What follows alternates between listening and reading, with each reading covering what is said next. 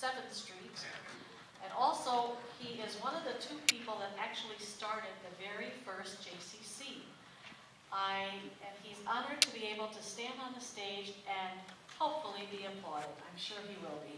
Please welcome Bill Aberman.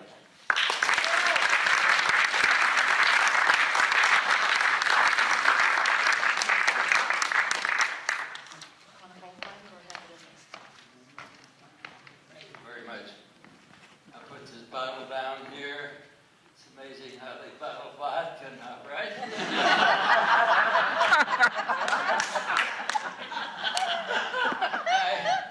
I'm Bill Aberman. I'm 85, and my body is still in great shape, and you know, my memory is still in great shape. I'm 85.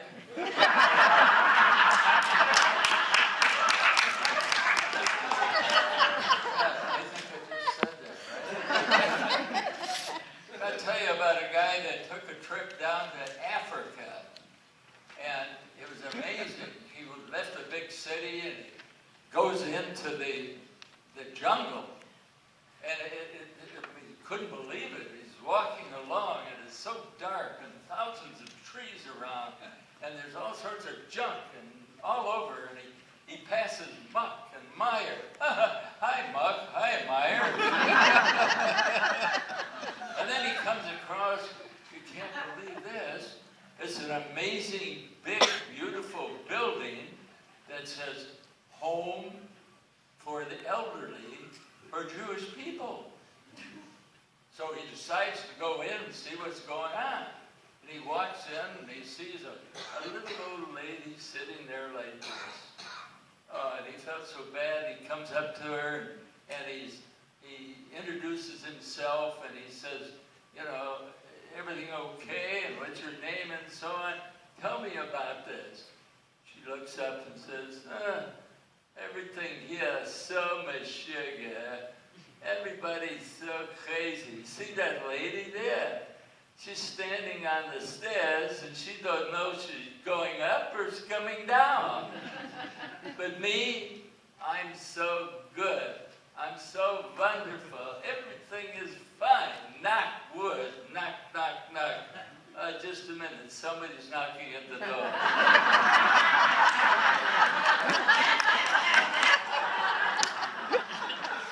So he leaves the place and he goes along and, he comes to a hospital. And he decides to go in and see what's going on. He goes into a room and he sees a guy laying in bed there and his wife standing next to him. And the guy is dying and he listens to him and the man says, dear, I know I'm dying, but it's time that I confess to you. You know, I was not faithful to you.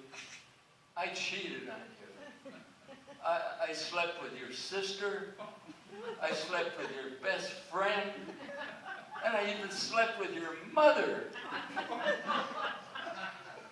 And his wife is standing by the bed and said, yes, I know all of that. Now just relax and let the poison work.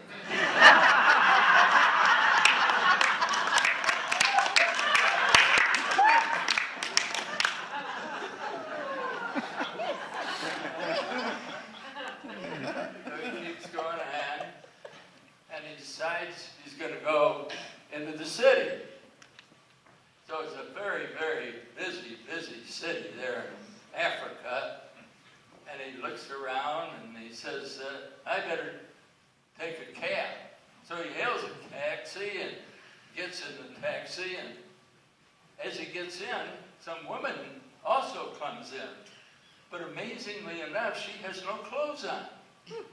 She's completely nude.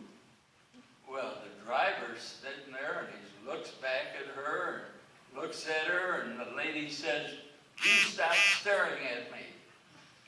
And the guy said, I'm not staring at you. Oh, yes, you are. You're staring at me. Why are you doing it? Well, I'm kind of wondering where you're keeping the money. You're going to have to pay me.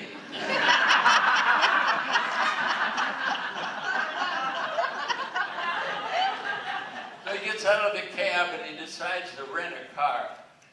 And he goes and he's renting the car and he's driving around and the traffic is just crazy. He's just driving, he can't find a parking place. And he's getting so frustrated. Finally he said, "Oh Lord, please do me a favor, find me a spot to park. And believe me, if you do, I'll go to church every Sunday. I'll stop being unfaithful to my wife, and I won't drink anymore." All of a sudden, miraculously, a spot opens up, and he pulls in, and he looks up. "Lord, never mind, I found one."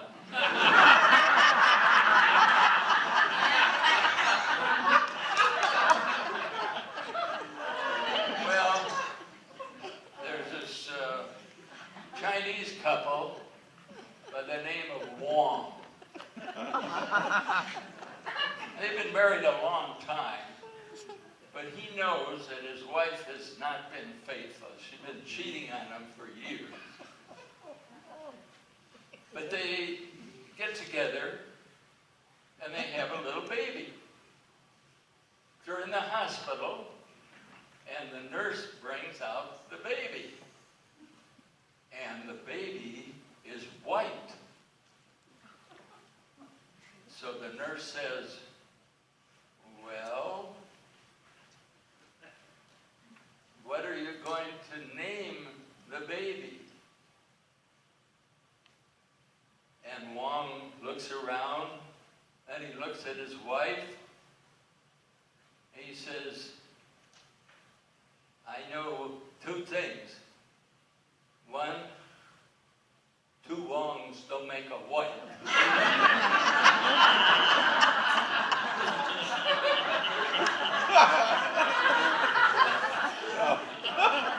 So I'm going to name him Some